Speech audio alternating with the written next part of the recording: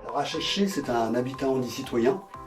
Ce sont des appartements individuels qui sont regroupés au sein d'une même résidence, des résidences qui vont de 8 à 16 logements. Et chaque résidence dispose d'une salle commune. J'aime bien, quand je parle de HHC, parler d'habitat regroupé accompagné.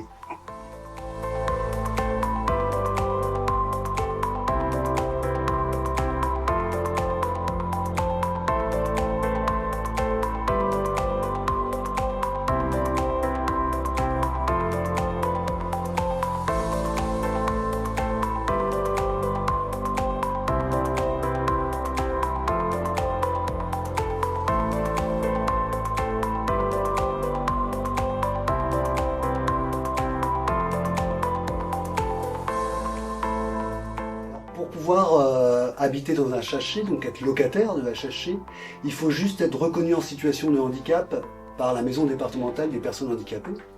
Donc en fait, une RQTH suffit pour pouvoir intégrer ce type d'habitat.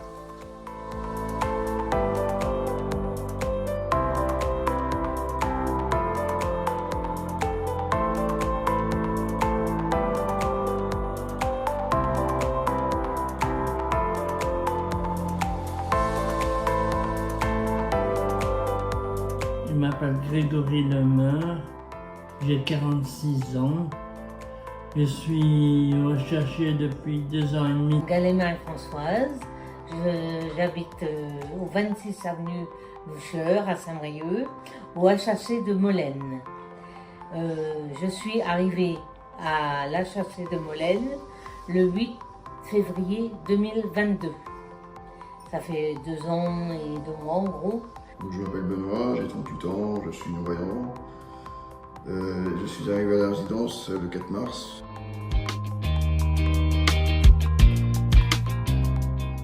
J'ai fait des stages et après il y a un monsieur qui était là, qui est parti et j'ai récupéré l'appartement. Alors avant, j'habitais Ploufragan.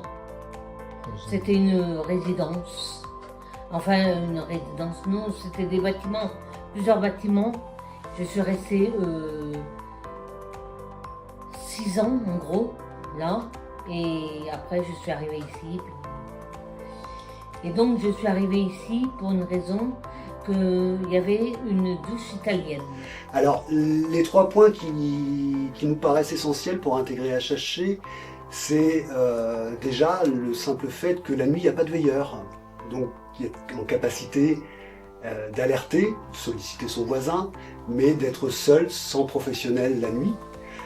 L'autre compétence qui est importante, c'est qu'il y a un espace commun où les personnes peuvent partager du temps ensemble. Donc il faut à minimum avoir envie, le désir de partager des temps, des moments avec les autres habitants des résidences. Donc comme j'ai un problème de santé, la douche italienne était importante pour moi. Donc c'est pour ça que je suis rentrée. Et autrement, j'avais eu un entretien à la DAPEI avec un tour de table. Et donc il fallait dire pourquoi, qu'est-ce qui nous plaisait, qu'est-ce qu'on savait faire, est-ce qu'on était agréable. Alors la différence avec un foyer de vie, c'est déjà la première, c'est la question de l'orientation, hein, puisque pour être en foyer de vie, il faut une orientation spécifique. Et le fait qu'il n'y a pas de veilleur de nuit, contrairement à un foyer de vie. Mais aussi en foyer de vie, il peut y avoir une infirmière, il peut y avoir des éducateurs qui vont vous accompagner sur toutes les activités, tous les moments que vous allez pouvoir avoir dans la journée.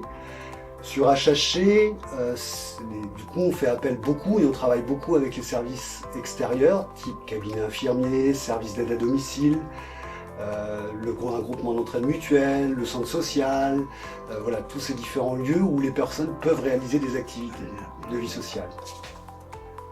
Comment je suis arrivé à Lamballe, ce sont mes parents qui ont essayé de chercher une maison, puis comme ils ne trouvaient pas de maison, ils ont touché un terrain. Et puis on a connu la HHC grâce au directeur du Bel Horizon qui est juste à côté, le foyer qui est juste à côté. J'ai commencé à faire des séjours à HHC en 2022 et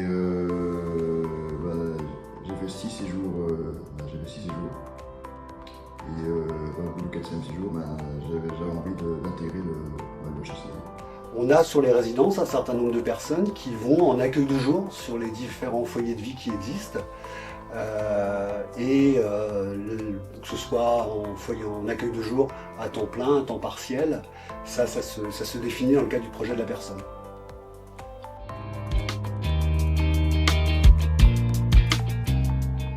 Du dessin surtout,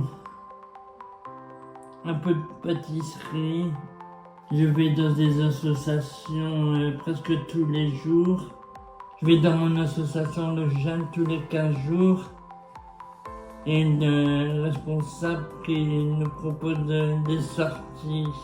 On a sur les résidences un certain nombre de personnes qui travaillent en ESAT. On en a d'autres qui sont en recherche d'emploi en milieu ordinaire, qui sont dans un parcours d'insertion au milieu ordinaire. Le lundi, je participe à Question pour Champion en club. J'ai un club Question pour Champion qui est sur l'emballe depuis 2 ans, depuis presque 3 ans bientôt. Je fais du judo aussi, depuis pas mal d'années. J'en ai fait là sur l'emballe, et puis j'en ai fait un petit peu aussi quand j'habitais à Brest. Et puis j'ai commencé aussi à Nantes aussi. Et puis avant, j'ai fait Rennes aussi pendant 2 ans. 2 ans à Rennes au judo, et puis j'avais arrêté, et puis j'ai repris de 2006 jusqu'à maintenant. Et puis sinon, je fais de la batterie en individuel, j'ai fait des groupes pendant une dizaine d'années aussi.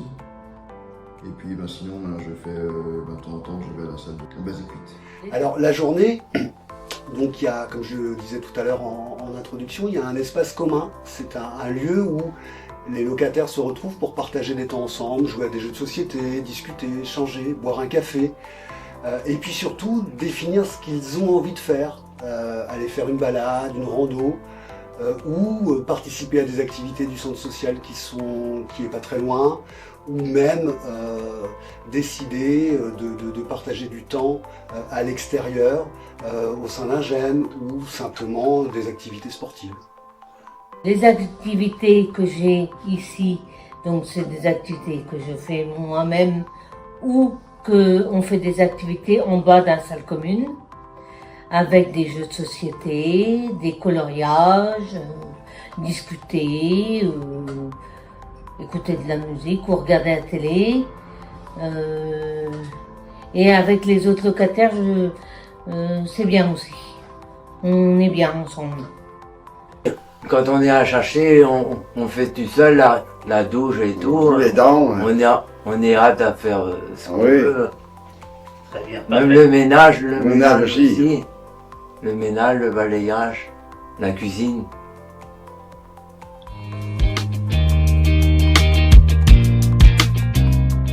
Je communique bien avec les gens, ils sont vraiment très gentils. Ça se passe très bien. Des fois on fait des jeux, on est souvent des fois dans la salle commune. Il y a des activités, on peut faire des marches aussi, ça arrive. Ça c'est déjà arrivé ça. Des marches par exemple avec ou sans que Marine soit là, ça peut arriver que ça s'est déjà arrivé que nous retrouver uniquement avec entre voisins, faire des marches par exemple. Ça peut arriver ça, c'est déjà arrivé ça. Donc après, quand on est seul dans son logement, il faut savoir s'occuper à minima, tout seul, ou s'occuper avec d'autres, parce que c'est aussi la caractéristique de HHI, c'est-à-dire qu'on peut à tout moment se retrouver entre habitants dans l'espace commun pour partager du temps. Ça me plaît, les voisins sont gentils. Les gens, on leur dit bonjour. Non, tout va bien, hein. On n'a pas de problème avec l'environnement. Hein. Les voisins nous disent rien. Alors, oui, sur HHC, tous les accompagnements, ce qu'on appelle liés à la vie quotidienne, sont possibles. En revanche, et c'est aussi ce qui fait la singularité par rapport à un foyer de vie ou un foyer d'hébergement, c'est que si une personne a un besoin pour être accompagnée à la douche, au brossage de dents, on va faire appel à un service d'aide à domicile qui pourra se financer via la prestation de compensation du handicap ou sur ses propres moyens, mais c'est les services extérieurs qui vont intervenir pour ça. Nous, on a un planier, j'ai chiffré, et fait l'année, chacun son tour fait le ménage. Mais où? À Sainte-Molaine. À salle commune? C'est une commune, ouais. Ah ouais. On a un planning et chaque planning correspond au groupe qui font le ménage. Ah mais juste la pièce commune, hein, on fait pas les autres appartements. Ah non, Juste la pièce commune. voilà. Parce que je fais mon ménage jusqu'à chez moi, à mon appartement, je me débrouille. Je fais mon ménage et tout, la poussière, tout. Ouais. Voilà. On est intégré dans le quartier. C'est une résidence où on se plaît. On est tranquille, on n'a pas de problème avec les gens. Et c'est quelque chose qu'on est bien. On est vraiment bien ici. On n'a pas de... Il n'y a personne qui vient nous embêter à notre porte. Le soir, il n'y a pas de problème. En quelque sorte, on est libre de nous.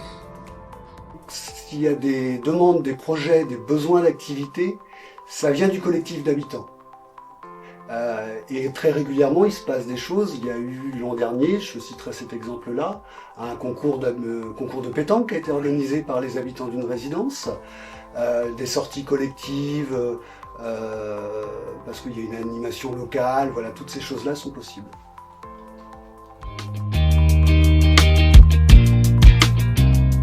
Je suis bien encadré. Je fais ma cuisine tout seul. J'ai une dame qui vient faire le ménage chez moi 2 fois par semaine, le lundi et le jeudi.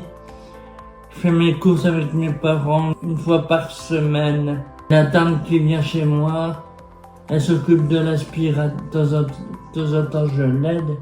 Elle s'occupe de l'aspirateur, les poussières et le lavage du sol. J'ai des infirmier libéral qui vient tous les jours, matin et soir. Alors la journée, il y a un professionnel qui est là 5 jours sur 7, de 9h à 18h, 18h30, et après il n'y a personne la nuit par contre.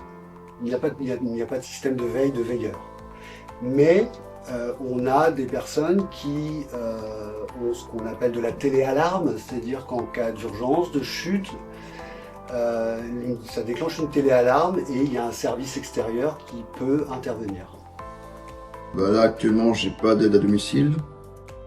En général ce sont mes parents qui viennent pour par exemple me préparer par exemple mes repas de midi.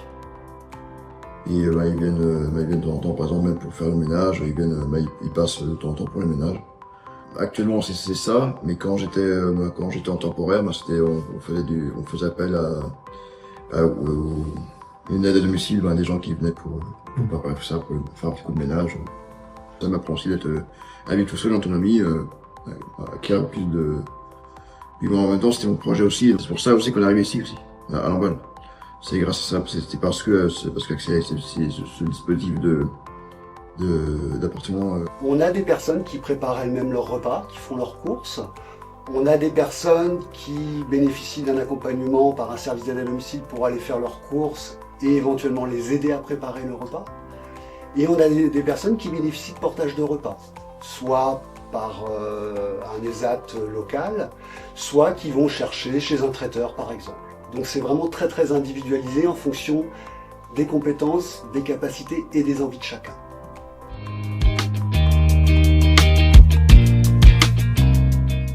C'est-à-dire qu'ici, on va à sa guise. Je peux aller chercher du pain toute seule, je peux aller au Super U toute seule, j'ai une voiture sans permis, je vais me déplacer avec ma voiture sans permis. On n'a pas besoin de dire à Jessie, par exemple, tiens, je vais là.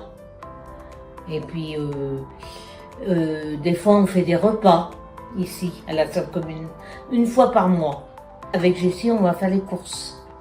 On décide du menu, d'ailleurs, qu'on va faire, et après, on fait les courses, et puis, voilà. Et autrement, tout se passe bien. Donc, autrement, le matin, on se lève, donc on est indépendant, hein, on n'a pas quelqu'un qui s'occupe de nous. Sauf pour les gens qui ont des problèmes particuliers. Mais le matin, moi, je me lève, je déjeune, je fais ce que j'ai à faire le matin. Et puis après, je descends voir Jessie, dire bonjour. On peut avoir des amis, oui. des amis, de la famille. Voilà, on est des personnes comme d'habitude, hein, comme les autres. Hein. Il y a pas, on n'a pas honte de montrer notre appartement. D'ailleurs, beaucoup de gens qui sont venus me voir m'ont dit j'avais un appartement très agréable et que quand ils ont vu l'appartement, ils m'ont dit oh là là, j'aimerais bien habiter dans un appartement comme ça. Et j'ai dit vous venez faire un stage et vous aurez peut-être un logement comme moi. Et donc ça a pris, ça a marché parce que les gens, tout de suite, ils voient qu'on est à l'aise chez nous et hors de l'appartement, hein, tout de suite ça plaît. Donc moi je voudrais pas influencer, mais je dis que si quelqu'un veut venir ici, s'il y a un appartement de libre, qu'il le fasse. Qu'il le fasse. J'ai choisi les meubles avec les AVS. Hein? Les AVS étaient avec moi, et moi qui ai choisi les meubles. Voilà. C'est moi qui ai choisi tout le... Chaque personne, en fonction de ses capacités, de ses compétences, soit va faire seul son ménage, soit va être accompagné pour l'aider à faire par un service d'aide à domicile, soit pour faire à sa place, s'il est vraiment dans l'incapacité de le faire. Toutes ces formules-là sont possibles en fonction de chaque personne.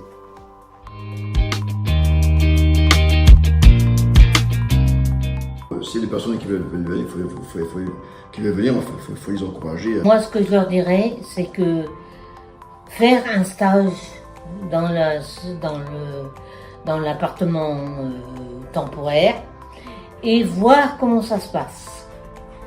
Et vraiment, je peux dire que ils auront un avis tout à fait potable. Et ils diront, il y a des gens qui sont arrivés à l'appartement temporaire qui voulaient rester là. Chaque personne peut rentrer le week-end dans sa famille. La famille peut venir aussi le week-end, à tout moment, même y compris la semaine, à tout moment. Il n'y a pas du tout de restriction de ce côté-là. Ce qui est important, c'est qu'il faut que la personne et la famille soient en accord de se recevoir mutuellement.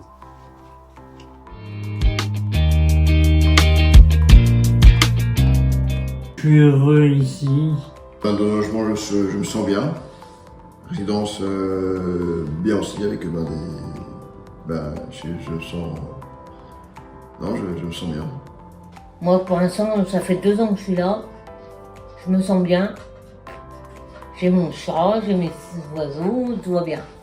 J'ai mes plantes, je me sens bien ici. Il n'est pas question que je m'en aille. Les logements HHC sont loués non meublés, c'est-à-dire qu'il y a simplement une kitchenette avec un frigo, une plaque électrique de cuisson, mais autrement chacun apporte ses propres meubles et met la décoration qu'il le souhaite. On paye 500 et avec la location logement ça fait 300 avec les charges. Une charge. Avec les charges. Alors, c'est un petit loyer qu'on a.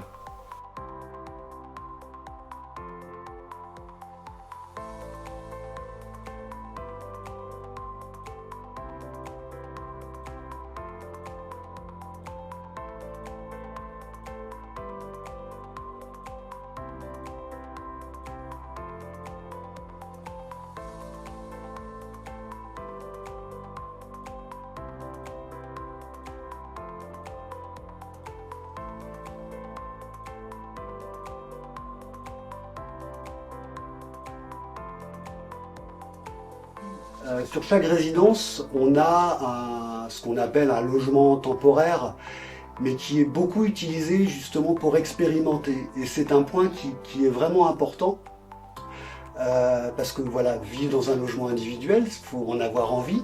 Ces petits moments de solitude quand même qui peut y avoir. Est-ce que je suis prêt? Et les personnes peuvent venir comme ça sur des séjours d'1, 2 semaines, s'essayer. vérifier que de partager du temps avec les autres, d'être en proximité d'autres de personnes en situation de handicap, ça leur convient. Et puis nous, de notre côté, ça permet aussi d'évaluer, de dire si la personne vient sur un habitat handi-citoyen, il aura besoin de différentes aides, par exemple d'un service d'aide à domicile, par exemple d'un portage de repas. Et donc ça, on le travaille conjointement avec la personne et puis surtout le professionnel qui accompagne la personne sur le séjour d'accueil temporaire.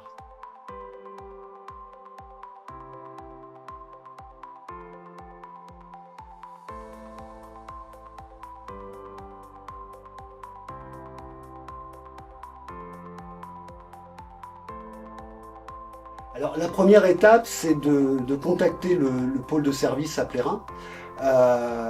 Déjà voilà pour avoir un échange téléphonique et puis après visiter. Déjà la première étape, c'est de visiter une résidence et puis en fonction de pense la personne, des échanges qu'on a pu avoir, on peut programmer un séjour d'accueil temporaire et à la suite de quoi il y a un dossier administratif à remplir et à renvoyer au pôle qui fera l'objet, quand il y aura un logement disponible, d'un passage en commission d'attribution de logement.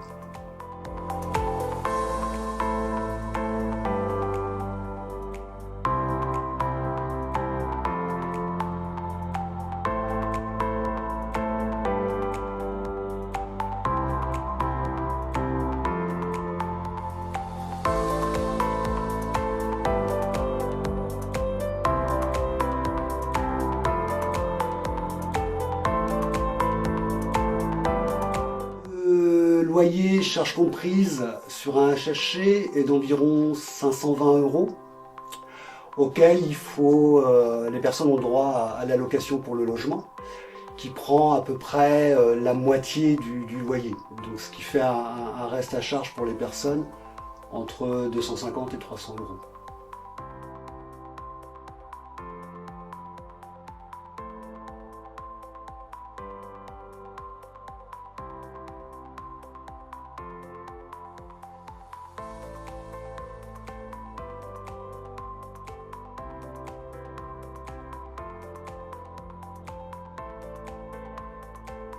Si la personne a un projet, par exemple de travailler en ESAT, de travailler en milieu ordinaire ou de déménager, pour être accompagné dans son projet, bien souvent c'est les services type SAVS ou SAMSA qui vont accompagner la personne si elle a un projet personnalisé bien spécifique et besoin d'être soutenue par rapport à ça. Il y a aussi le mandataire judiciaire, quand la personne en a un, qui peut tout à fait accompagner la personne sur son projet. Nous, sur HHC, le professionnel présent va, en fonction des besoins, des demandes des personnes, va les accompagner, les guider. Par exemple, si j'ai envie de faire une activité randonnée dans un club, le professionnel va l'accompagner à trouver le bon club de randonnée qui va l'accepter, ou au sein d'un centre social.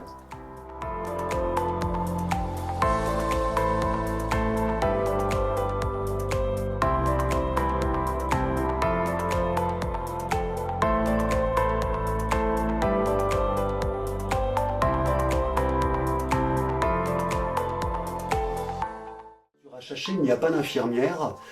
En revanche, on travaille avec les cabinets infirmiers libéraux qui, sur prescription médicale, viennent soit simplement préparer le pilulier ou donner quotidiennement les médicaments aux personnes qui en ont besoin.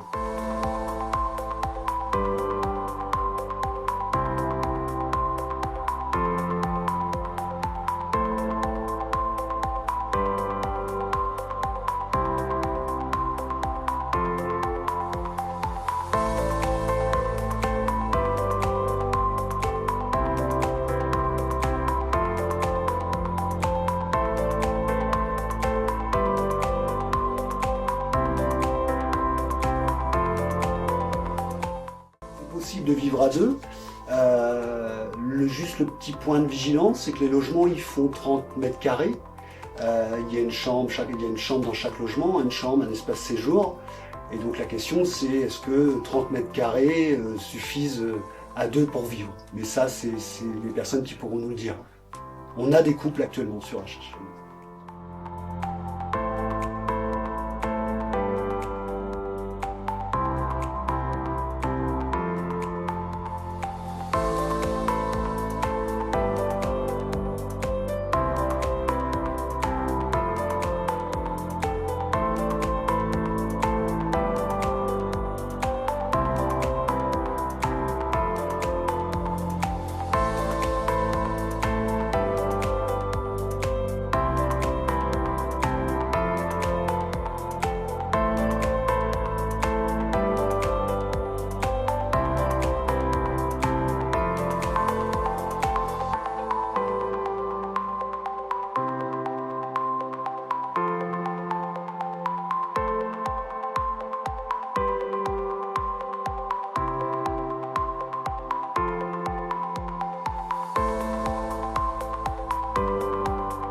personne, le premier droit qu'il a, c'est une fois qu'il est dans son logement, c'est de pouvoir y vivre en toute tranquillité. De ne pas être gêné par le bruit de voisins, de ne pas être dérangé. Un autre droit, du coup, qui vient avec, c'est le droit à l'intimité. C'est-à-dire qu'il est chez lui, il y fait rentrer qui il veut, mais s'il a envie de recevoir personne, il ne reçoit personne. L'autre droit, c'est de pouvoir bénéficier des temps d'échange avec les autres. Hein, c'est un petit peu le plus sur HHC. Et en termes de devoir, il y a quelque chose auquel on accorde beaucoup d'importance et qui fait lien avec, avec les droits que je disais tout à l'heure. C'est que toutes les personnes, tous les locataires HHC ont l'obligation de ne pas faire de bruit, de ne pas déranger les voisins, de respecter la vie collective dans l'espace commun. Pour donner des exemples très concrets, si je viens prendre un café, partager un café avec d'autres, et quand je quitte la salle, j'ai fait ma vaisselle, j'ai entretenu le logement, je ne viens pas importuner mes voisins pour X raisons à n'importe quel moment de la nuit, de la journée. Donc c'est les points pour nous en termes de devoirs qui sont importants.